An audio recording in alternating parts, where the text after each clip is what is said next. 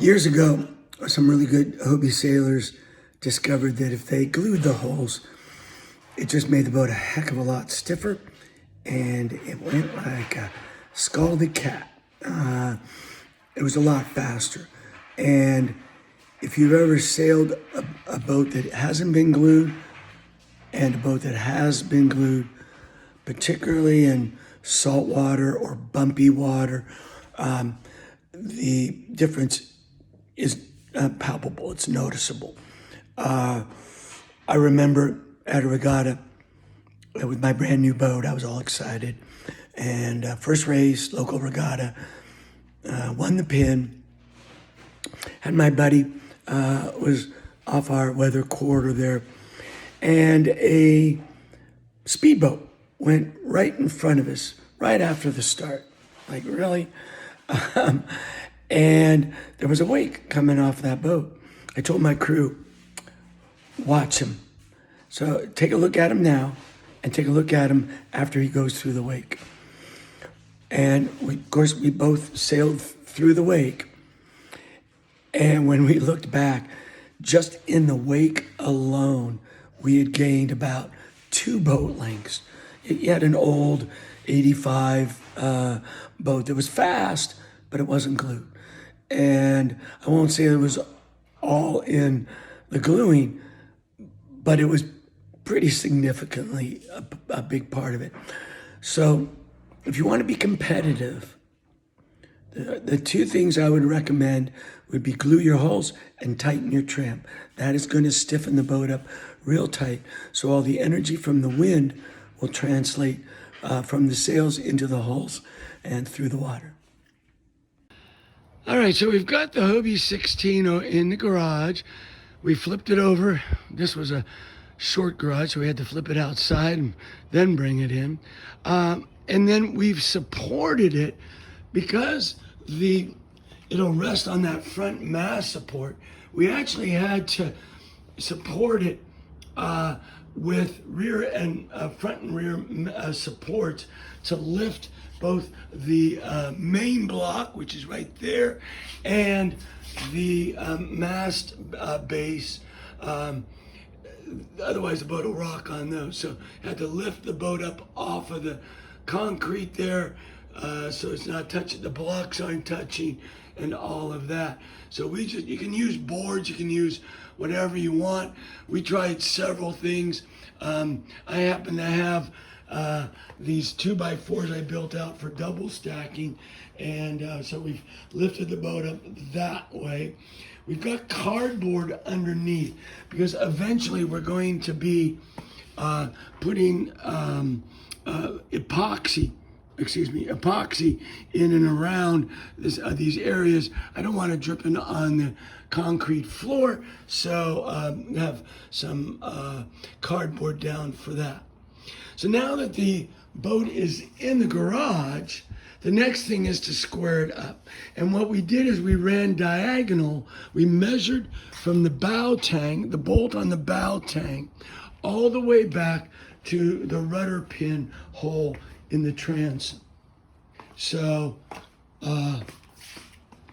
this hole here, and we ran it from underneath that, and we measured diagonally.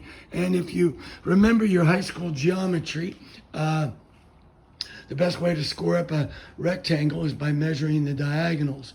And what we've determined is that and this is pretty common, is that the bows, the hulls are not perfectly square.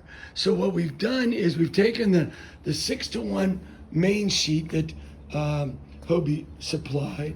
I tied a couple of loops around the pylons, and I've done it in the long direction. And I have a loop down here, but the main blocks or the main sheet wasn't long enough, so I had to make that loop much longer so that the blocks would fit. And then I'm going to just tension up the main sheet here, and then remeasure until they're equal. And then once they are equal, I'm going to leave it under tension and mix my epoxy and get the boat glued up.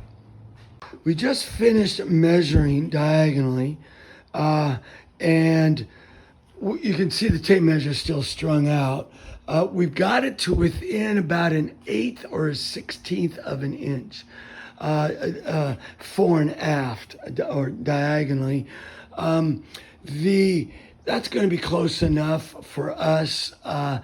There's so many other imperfections, and every time you measure it, you get a different measurement. You might be able to be more accurate, but for us in this garage, that's what we've got. We also took measurements from the floor up to the lip in both transoms and both bows. We could not get any kind of equal numbers on those, and that may be because the floor's not level, or it could be that the boat isn't built for that, built perfectly that way. And if it's the latter, well, I'm just going to be sailing it that way. You may have, a garage with laser and level floors and all the rest of it, but for us, this is what we're working with. I've got the holes within about an 1/8 to a 1/16 of an inch square, and now I'm going to move on to the next step, which is going to be taping the areas that I plan to glue. I forgot to show you a video of the mask that I did, the actual gluing of the holes, and how stiff they were afterwards. My apologies.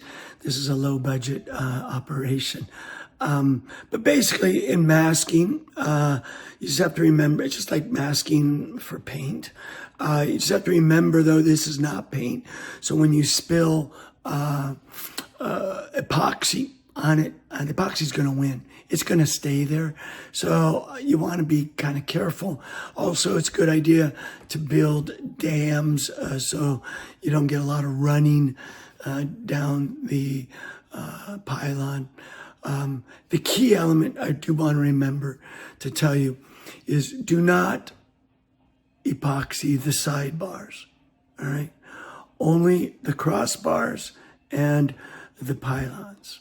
That's because there's so much flex in the sidebars that you could actually maybe even damage things, but kudos to Matt Bounds for tipping me in on that one. And then as for how stiff the boat was, again, I should have taken a video when the boat was still flipped over. But basically, I was able to take my finger and just lift it a 1/4 inch. And I'd look at the other hole, and it would lift about 3/16 of an inch. It was really stiff. So sorry I didn't get video of all that, but hopefully you'll sort it all out. Take care. So now I'm going to let that sit for 6 to 8 hours at least, overnight anyhow, and we'll flip it over and find out what the real test is.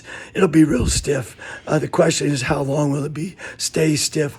My experience has been that you glue these holes, they're good for a couple of 3 years or so, but after a while they do tend to loosen up just doing all the waves and the working. But stay tuned. I forgot to add, how do you get the epoxy in there? And what I use are these construction hinges. You can pick them up at Home Depot or Lowe's or something. You cut off the tip and it works out really well.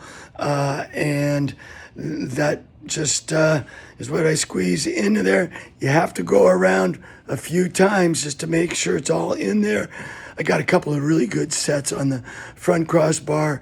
On some of this, it was more like a fillet than it was an actual gap filler, but I'm happy with the overall production. So, yeah, we'll see what outcomes tomorrow. So we've got the boat out of the garage. We flipped it over. It is tight. I mean, you give it just a little wiggle and not much.